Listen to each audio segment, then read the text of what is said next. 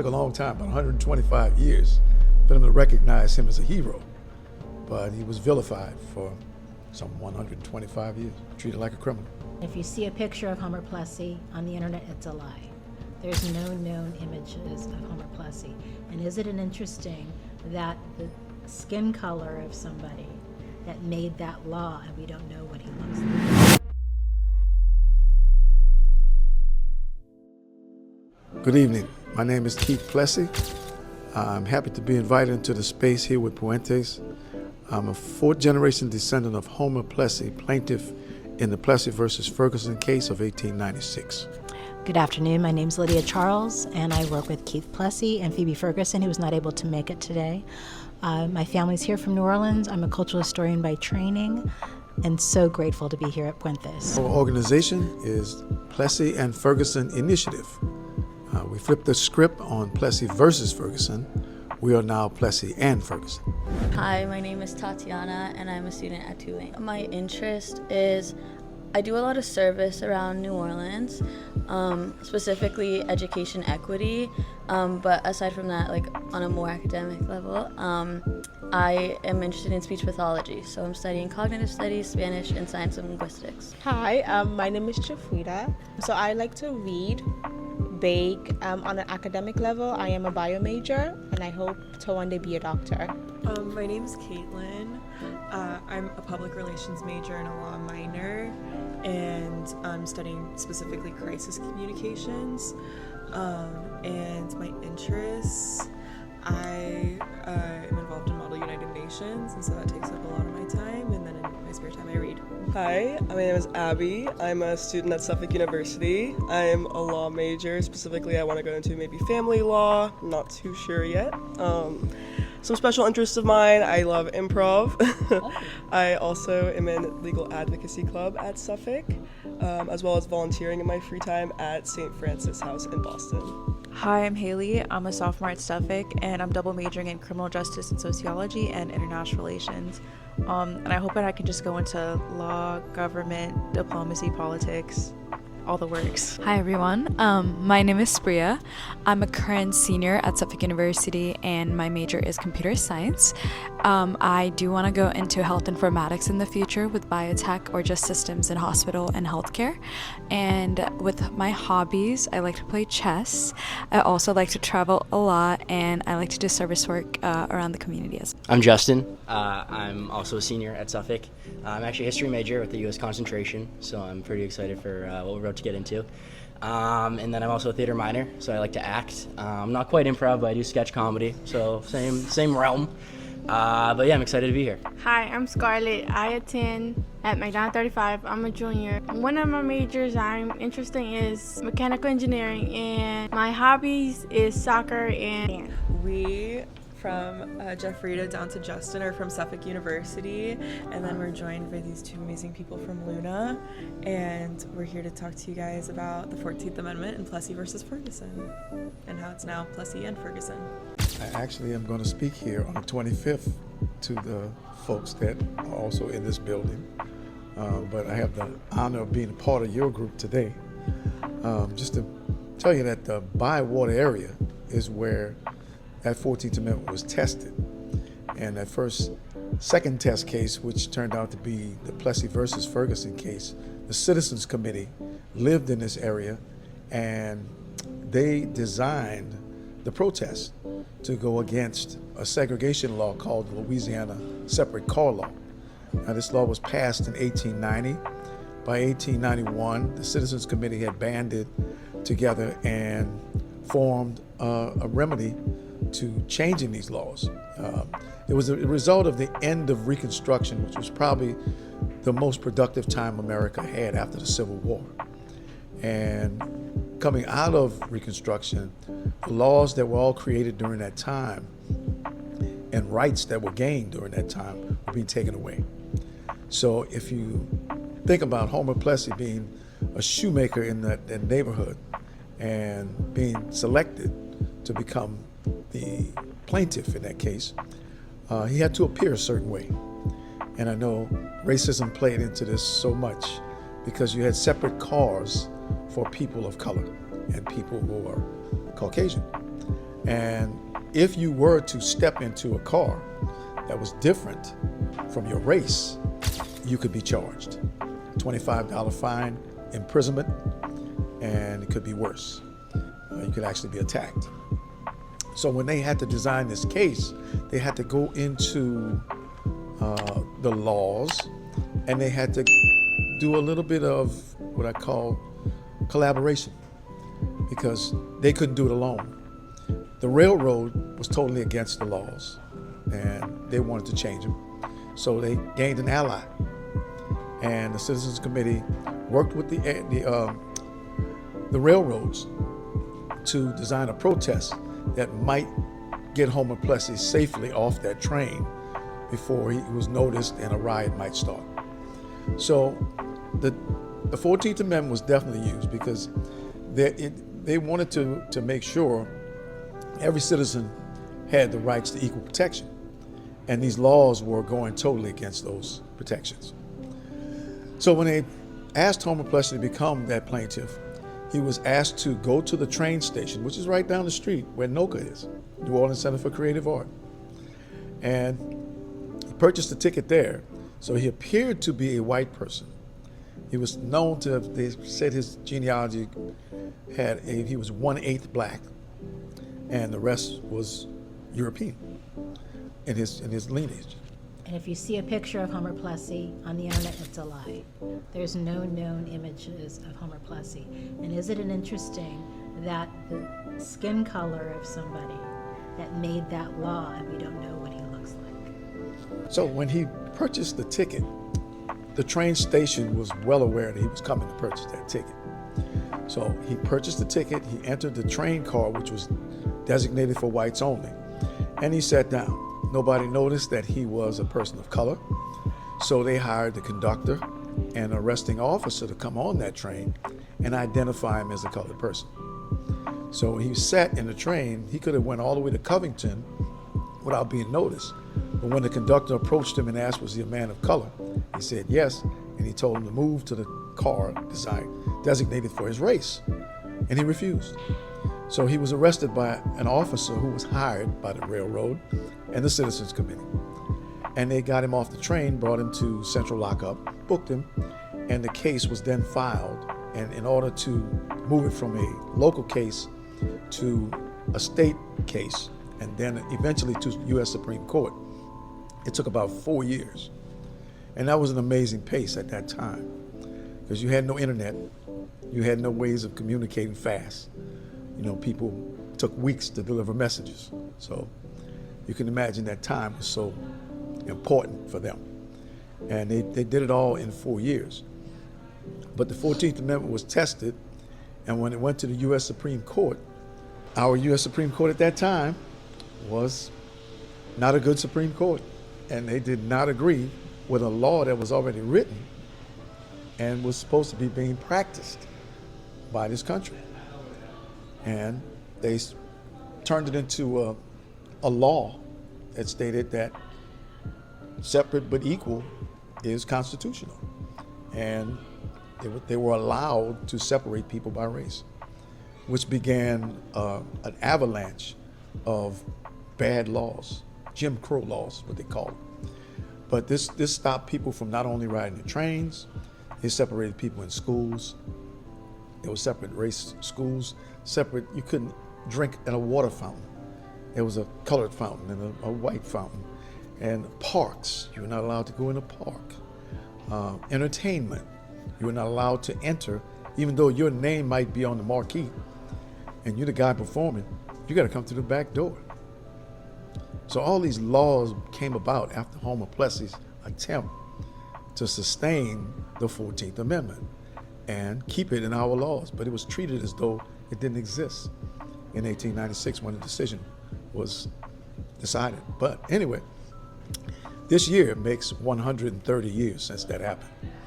That decision was made on May the 18th, 1896. So we're in that year now where it comes to 130 years since that decision.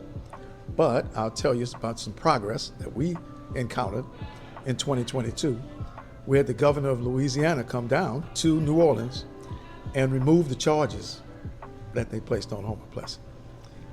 And he signed 27 documents, and Homer Plessy is no longer a criminal. But the 14th Amendment, I guess, is honored in his case at that time. It took a long time, about 125 years, for them to recognize him as a hero. But he was vilified for some 125 years, treated like a criminal. There were 3 amendments to the Constitution, which are known as the amendment of the Reconstruction Amendments. The 13th Amendment, which said that slavery was illegal. 14th Amendment, which we'll dig a little bit deeper in. And then the 15th Amendment, which gave black men, but also unlanded white men, the right to vote. That it's a living document. And so one of the questions that was given to us from Eduardo is, what can we tell younger folks? And that it's a living document, and to really study the amendments. They're fun. They are so much fun. In fact, as I was preparing for this, so I know the Bill of Rights, which is the 1st through the 10th Amendment. We know the first, but think about that. The First Amendment, freedom of religion, freedom of speech, was not in the Constitution. They had to amend that. They had to amend. So when people talk about being constitutionalist and I'm an originalist, it's like, okay, darling, but the Second Amendment was added. So if you're an originalist, what does that mean? But as I was preparing for this, I had no idea what the 11th and the 12th Amendments were, because I know the Bill of Rights, which are 1 through 10, and then I know the 13th, 14th, and 15th. The 12th Amendment is the Electoral College. I just want to kick it to the curb. It's like, really? Really? And then, as we know, the 19th Amendment allowed women to vote. And then I started to look up other wackadoodle things, because people continue now, we've been talking about the political climate now, what's the 25th Amendment? Because if the president loses his mind. So we talk about that, but I didn't know what it was. So I had to look it up, because that's something that's taught to us, right? So 25th Amendment was actually in 1967, and the reason why is that there was a gap. Once again, the Constitution had a gap. And when John F. Kennedy was assassinated, there wasn't a clear process. I mean, we kind of know that the vice president is supposed to be the next president, but there wasn't a clear process. So to Keith's point, there wasn't a law in place. So they had to put that amendment in place. But the 25th Amendment has 4 different parts. The first section is if the president dies. Okay, we got that. Second one is if they're, have a debility, like have a stroke, but don't die. Vice president takes over. So the first one. Third is the president says, I'm done. I don't want to do this anymore, and steps away. So voluntary step away. The fourth part is involuntary. So all of these things that get back to my being a nerd, it's like, this is interesting. The 24th Amendment is no poll taxes, and that was in 1964. So what happens in 1965? We have the Voting Rights Act, but there was an amendment put in place a year before. But does anybody know when the last amendment was added to the Constitution? The one that gave 18-year-olds or lowered the voting age to 18 years old? But it was the 1990s. 1992, Congress could not vote for their own pay raise while they were in office. But he actually proposed it in 1789. So he knew these Congress people were going to try to get more money, right? But it wasn't ratified until 1992. And to your point, one of the reasons why Nixon wanted folks to be able to vote is that we're sending them to war. We have Vietnam and so forth, so they need to have the right, the vote, their voice applied in the vote. Oh, so it's the 14th Amendment. Let's talk a little bit about that. What is your understanding of the 14th Amendment? I would just like to hear from you all. Kind of the more meatier part, and that's been used, is due process and equal protections. So when, in the 60s, 50s, 40s, when civil rights was being talked about in the forefront, in front of SCOTUS and in front of Congress, wherever, those were kind of the two big phrases that were seen. Thurgood Marshall, whoever, Brandeis, they were all imploring these things. And because of those two lines, really, that's the reason why we're able to get the progress that we are. Obviously, there's still much more to be done, but without those two lines, we wouldn't be, nearly as far as we are now in the modern day. 1896, when separate but equal was made into law, there was one lone dissenter. But the thing that's interesting, if we think about it in current times, he was not anti-racist. The next ruling with the Supreme Court, he went with the majority. So it was really about the Constitution. It was about, these are U.S. citizens. And so as we get further and further away from 1896, that makes it more challenging, right, to fight that. And people don't understand what the Constitution is. But here, this is Justice Harlan who was doing this. Thurgood Marshall, I mentioned 1964, where the amendment went into play. We have a 1965 Voting Act. Thurgood is brought to the court in 1967. But once he was brought into the court, most of his writings were dissents. So he was starting to flip the way that people were thinking about, because since Brown is that he's this voice on the court. So he was able to kind of make a name, but also use his legal skills to get to Brown, to get to the Voting Act, gets to the court, and then for the rest of his professional career, he's like, okay, I'm dissenting. So he's writing a lot about in those terms. To lead up to Brown, just going back to the 14th Amendment and the wording, the way the wording was stated. In Thurgood Marshall's lifetime as a lawyer, they often used the 14th Amendment to win cases. Plessy, as you know, was a loss in U.S. Supreme Court, separate but equal resulted. But one of the vows that the NAACP made when they formed this group of lawyers to win these cases was to dismantle the Plessy decision by root and branch. And they meant to take it down. First little words of the 14th Amendment were used, and if that didn't work in the court, they used the term separate but equal. And the way they did it, they called it Jim Crow Deluxe. What they would do is argue the 14th Amendment, and people go back and forth, and they don't agree. Okay, well, let's go to separate but equal. Now, you have to have an equal facility in order to, we're trying to get this person to attend this school, this university, and you don't want them to attend the university. So your law says separate but equal. So you have to create an equal facility for this person. It got very costly. And they started to win cases where they would allow them to attend the schools rather than build an equal facility. So the cases that were won all through Thurgood Marshall's life were assisted by one of the lawyers here in New Orleans, A.P. Turo. You may not have heard of this guy, but he was probably one of 2 or 3 lawyers that existed in Louisiana during the Jim Crow period. And he won many cases with Thurgood Marshall and the NAACP. Now, when it came to Brown, Brown is actually 5 states. So when people say Brown, which I was guilty of it myself, when I finally had a chance to go to Topeka, Kansas and meet the family, that I wanted to thank them. But I was told immediately that it was 12 families that were involved in that case in 5 states. So when you hear at all, remember, honor those folks because they were all stay-home mothers.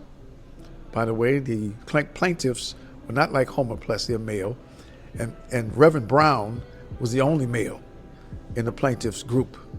So his name, I guess it was chauvinistic. He wasn't alphabetically, he wasn't the first guy. He wasn't the first name to be used on that case. But they used Topeka because Topeka had the least resistance. The other states were tooth and nail fighting against integration. But in Topeka, they were very cooperative. So they used it as a title in the case. And it persuaded the rest of the decisions that were being made in those other states to come under one roof. And they were able to influence the Supreme Court with a unanimous decision. Now, Brown was resisted by this country, I would say the racist part of this country, who did not want to have integration. There was a manifesto signed by states in the South to fight against integration, and after it had been won in U.S. Supreme Court. So I guess many of the things you see today, the resistance of progress, in many ways, are still going on. You know, they haven't ended. It's a constant battle because the struggle never stops. You mentioned the trains or the train companies not interested or were on the Citizens Committee's side for the same reason, is they didn't want to buy the same quality of train cars for black folks. So when you're talking, but it worked by the time we get to Brown. And I wanted you to mention about Roe. I'm sorry, but in terms of Topeka being 12 families, you all probably are aware that on April 1st, the ACLU is bringing to a 14th Amendment case to the Supreme Court about birthright citizenship. So similar thing, Barbara versus Trump. Barbara's not one little girl, but it's an assortment of young children.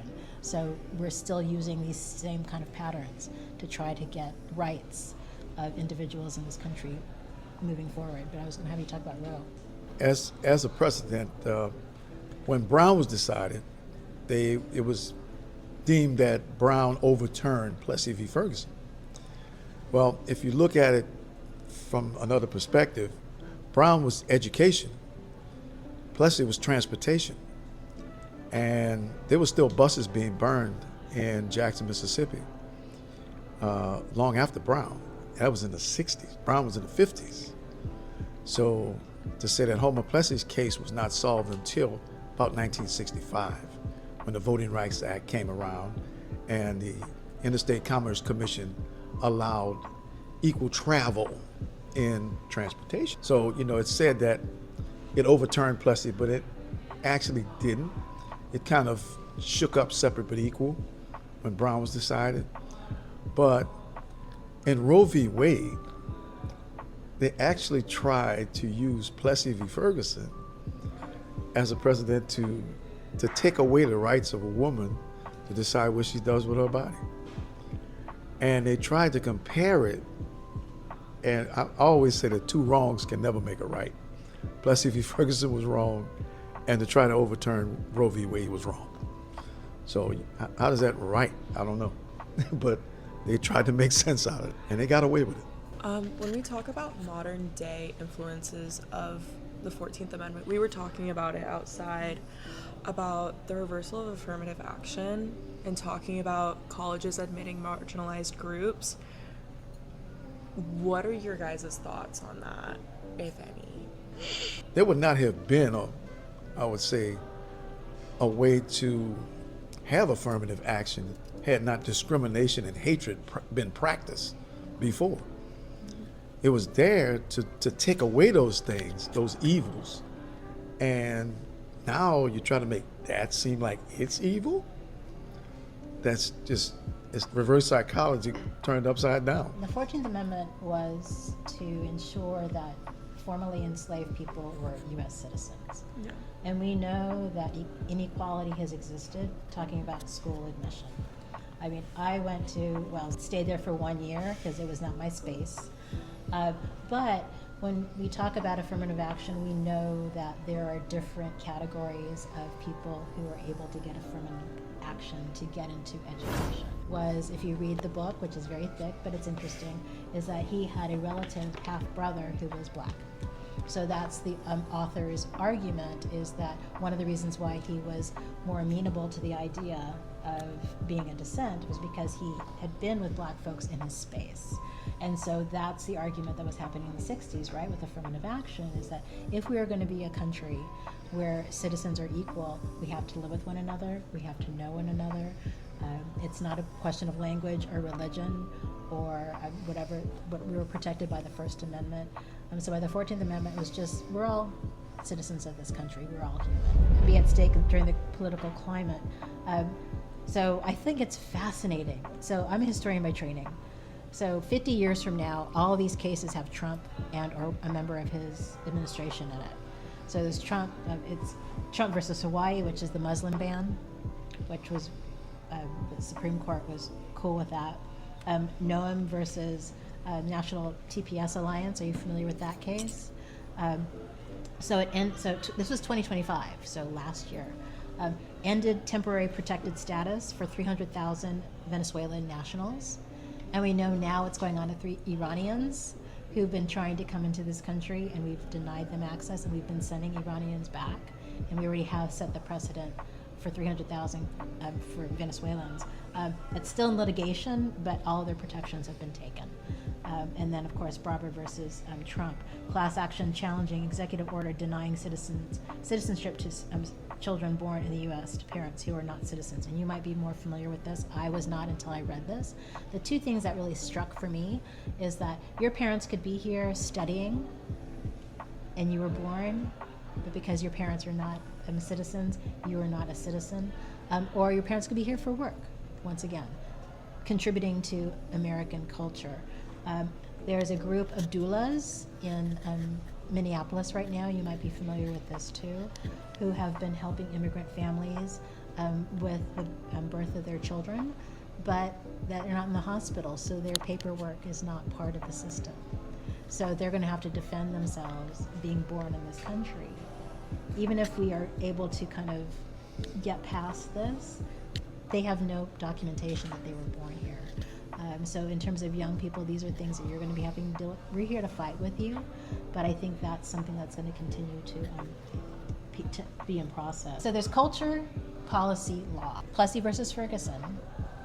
The culture was segregated. I mean, there was former slaves, there was Creole folks who are Citizens Council, we have white folks who were landed, white folks who were not landed, who were not able to vote. That's culture. That was the culture of 1892. That goes into policy, which is you go to one place, you can't get a drink, you go to another place, I can go to school as a black.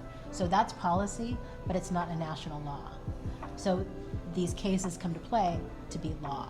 So one of the things that I try to do and try to talk is really work on the culture, because the culture is going to impact that. Who we're going to vote for. That's going to be part of our culture, right? How are the policies? So if a policy is happening that's not law, you can fight that. Law is harder, just like amendments. Those are harder. But culture and policy, you can actually have an impact in the way that you live daily. Immigrant communities here in New Orleans as a port city, and even in Boston. I mean, port cities are very fascinating because they've always had immigrant communities. Here in New Orleans, we've been talking about Reconstruction. There was a horrible lynching, 11 of Italian immigrants. So the definition has changed what immigrant is. We're in a season now where St. Patrick's Day is coming up, and we have two parades here in New Orleans that represent that battle that Lydia spoke of. And it was between the Irish and the Italians, and they were battling for the docks, control of the docks here in New Orleans. And in that incident that happened, it was only a year before Homer Plessy actually boarded that train. So it was pretty violent in the same area, in the Bywater. And the river's right there. So when the Italians were accused of murdering an Irish sheriff who was crooked and took money from both sides of the argument, he was finally murdered by his own people. The Irish people took him out, and they blamed the Italians for it. So they took him to court, and they were acquitted. And when they were leaving the court, a mob waited for them outside the courtroom, dragged them off, hung them in Congo Square, and shot them from the ropes as they were hanging. And it's told that one escaped and went back to Italy. But the Italian community was just as terrorized as the black community in many ways in this area. So, you know, that case, being acquitted and then being killed, was right before Homer Plessy stepped on that train. So you can imagine how he felt if they would have formed a mob, if there was time to form a mob and hang him, because he was only one person. That was, I hate to say it, but it would have been an easy hanging. Just one person to hang, not 11. And they took things in their hands that way in that time. So it was pretty rough. But I just wanted to say with culture, this place is known as a dock city and a port city because many nationalities gather here. And originally, culturally, the native peoples of this land, the Choctaw, the Houma, all those Native American tribes met here in New Orleans, and the name of this place was Balbancha before it became New Orleans. So if you go all the way back to the very beginning of culture here, and that word means the land of many tongues. So as it was practiced by the native peoples of this land, it was still practiced by everybody that came here to this land after as immigrants. So the tribes were local and they met in this place. So the same spirit, I think, lives in New Orleans. So a lot of times people come here and they get rejuvenated and go back to their regular lives wherever they are around the United States and feel like this is the place where they get energy. But it is a center of energy. That's what New Orleans is. New Orleans was not in the Confederacy very long. They became Union pretty early in the fight. You're on this land, like the Bombancha, you are part of where we are. So it's really extending that into making it law, which is what the Citizens Committee were doing. They were citizens of this country, they were citizens of New Orleans. It's just extending it to them while they're here. Ways students can become informed and involved. Stay active. I feel like I've been doing this forever. I think Keith too. I mean, today I live in Mississippi, and so I voted today. Stay active, focus. I was at UNO recently, and the conversations I was hearing was really frustrating. The prove me wrong dialogue and debate makes me nuts. Have real conversations. Proving somebody wrong, negative discussions are not useful or helpful. I've mentioned culture, policy, and law. Think in those terms. Build coalitions. One of the phrases for Plessy and Ferguson is bringing people together through history. Is that people think of history as divisive? It's really not. You will find one nugget if you actually know the history, right? That understand that the Constitution is a living document. This is a perfect example of what I think you should do to move things forward, and that is to do exactly what you're doing here, and that's collaborate. Suffolk University, Puentes, Plessy and Ferguson Initiative, Puentes, Suffolk. So keep these conversations going, but keep, I would say, adding allies to the conversation. You don't need to, like you say, the negative part, to eliminate that and focus on what's positive and what we can do positive together. Because I'll say this too, I thank you from the bottom of my heart for allowing me to be in this space with you, because I feel like I'm getting a glimpse into the future. You know, I talk all this past stuff because I learned a lot of that, but to see history evolving right before my eyes is better than learning about history. It's just applying those old things that worked to new things that is really not new. It's the same old stuff. So we're just applying it to our time.